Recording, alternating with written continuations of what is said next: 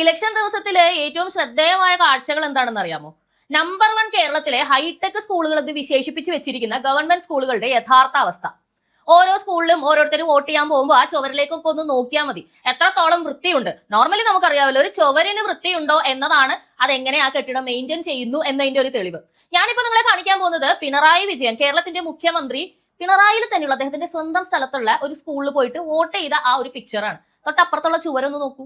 ബാക്കി ഈ വീഡിയോ നോക്കിക്കഴിഞ്ഞാൽ നിങ്ങൾക്ക് ചാനലുകൾ മുഴുവൻ കാണാം. ആ സ്കൂളിന്റെ യഥാർത്ഥ ചിത്രം നിങ്ങൾക്ക് കാണാം. ഹൈടെക് ആണ്, ഹൈടെക്. സത്യം പറഞ്ഞാൽ ഈ പിണറായി അല്ലെങ്കിൽ ആ കണ്ണൂരായ ഏരിയയിലോട്ടൊക്കെ പോയി കഴിഞ്ഞാൽ നിങ്ങൾക്ക് പുരാതന കാലത്തെ കേരളം ഇപ്പോഴും കാണാം.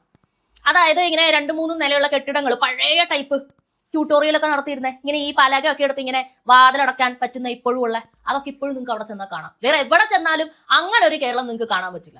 വികസനത്തിന്റെ അങ്ങേയറ്റമാണെന്ന് പറയുന്ന പിണറായി വിജയന്റെ സ്വന്തം നാട്ടിലെ ഒരു സ്കൂൾ നിങ്ങൾ കണ്ടു. സ്വന്തം നാട്ടിലെ കാര്യം തന്നെയാണ് പറഞ്ഞത്. നേരിട്ട് പോയിട്ട് ഞാൻ അത്ഭുതപ്പെട്ടിട്ടുണ്ട്. കാരണം ഞാൻ പോകുന്നത് കൊച്ചിന്നാണല്ലോ. കണ്ണൂര് എന്ന് പറഞ്ഞാൽ ഇത്രയും വർഷം പിറകിലേക്കാണോ എന്ന് എനിക്ക് തോന്നി. എല്ലാ ഏരിയയും അല്ലട്ടോ പറയുന്നത്, പെർട്ടിക്കുലറി ഈ ഇദ്ദേഹം വോട്ട് ചെയ്ത പോലുള്ള ആ ഏരിയകളിൽ പോയി കഴിഞ്ഞാൽ നിങ്ങൾക്ക് കാണാൻ പറ്റും. അപ്പോ എന്റെ ചോദ്യം ഇതാണ്, സ്വന്തം നാട്ടിലെ ഒരു സ്കൂള് പോലും ഹൈടെക് ആയി വികസിപ്പിക്കാൻ പറ്റാത്ത ഇദ്ദേഹം കേരളത്തെ 10 വർഷം കൊണ്ട് എന്താക്കി എന്നാണ് ഈ പറഞ്ഞു വെക്കുന്നത്?